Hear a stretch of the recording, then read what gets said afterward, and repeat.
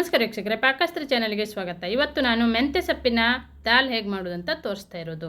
ಈ ರೀತಿ ನೀವು ಮೆಂತ್ಯ ಸೊಪ್ಪು ತಗೊಬಂದರೆ ಖಂಡಿತ ಒಮ್ಮೆ ಟ್ರೈ ಮಾಡಿ. ತುಂಬಾ ರುಚಿಯಾಗಿರುತ್ತೆ. ಇದು ರೋಟಿಗೆ, ಚಪಾತಿಗೆ, ಹಾಗೆ ಅನ್ನಕ್ಕೂ ಕೂಡ ತುಂಬಾ ಸೂಪರ್ ಆಗಿರುತ್ತೆ.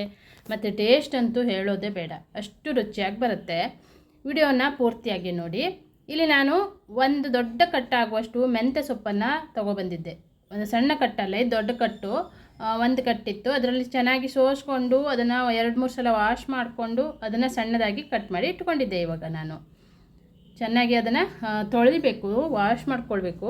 ಒಂದು 7-8 ಬೆಳ್ಳುಳ್ಳಿಯನ್ನು ತಗೊಂಡಿದ್ದೆ, ಒಂದು ದೊಡ್ಡ ಈರುಳ್ಳಿ, 2 ಟೊಮೆಟೊವನ್ನು ತಗೊಂಡಿದ್ದೆ. ಇಲ್ಲಿ ಈಗ ಇದನ್ನು ಒಂದು ಪಾತ್ರೆ ತೊಗೊಳ್ಳೋಣ. ಈಗ ಪಾತ್ರೆಗೆ ನಾನೊಂದು 2 ಸ್ಪೂನ್ ಆಗೋಷ್ಟು ಎಣ್ಣೆ ಹಾಕ್ಕೊಂಡು 1 ಸ್ಪೂನು ಸಾಸಿವೆ ಹಾಕ್ತಾಯಿದ್ದೆ, ಒಂದು 1/4 ಚಮಚ ಜೀರಿಗೆ ಹಾಕಿದ್ದೆ, 1 ಸ್ಪೂನ್ ಆಗೋಷ್ಟು ಉದ್ದಿನಬೇಳೆ ಹಾಕಿದ್ದೆ, ಹಾಗೆ ಜಜ್ಜಿದಂಥ ಬೆಳ್ಳುಳ್ಳಿ ಹಾಕ್ಕೊಳ್ಳೋಣ.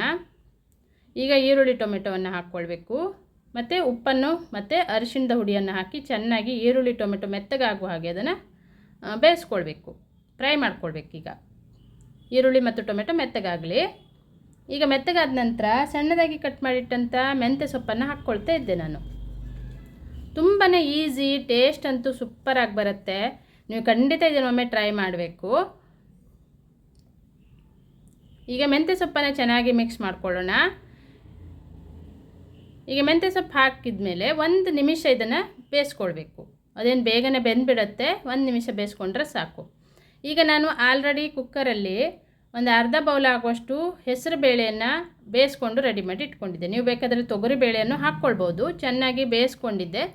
ಇದನ್ನೀಗ ಸ್ವಲ್ಪ ಕೈಯಲ್ಲಿ ಇದು ಮಾಡಿಕೊಂಡು ಅದನ್ನು ಈ ಮೆಂತ್ಯ ಸೊಪ್ಪಿನ ಜೊತೆಗೆ ಹಾಕ್ಕೊಳ್ಳೋಣ. ಈಗ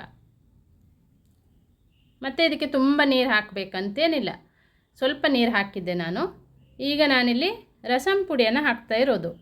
ನೀವು ರಸಂ ಪುಡಿ ಹಾಕಿ ಈ ಒಂದು ದಾಲನ್ನು ಮಾಡಿಕೊಳ್ಳಿ. ಮೆಂತ್ಯ ಸೊಪ್ಪಿನ ದಾಲು ತುಂಬಾ ಟೇಸ್ಟಿಯಾಗಿ ಬರುತ್ತೆ, ಸೂಪರಾಗಿರುತ್ತೆ, ಮತ್ತು ಎಲ್ಲರಿಗೆ ಇಷ್ಟನೂ ಕೂಡ ಆಗುತ್ತೆ. ಇದನ್ನು ನೀವು ರೋಟಿಗೆ ತಿನ್ನುವಾಗಲೂ ಮಾಡ್ಕೊಳ್ಬೋದು, ಚಪಾತಿಗೆ ಚೆನ್ನಾಗಿ ಅನಿಸುತ್ತೆ, ಅನ್ನಕ್ಕೂ ಕೂಡ ಚೆನ್ನಾಗಾಗತ್ತೆ ಇದು.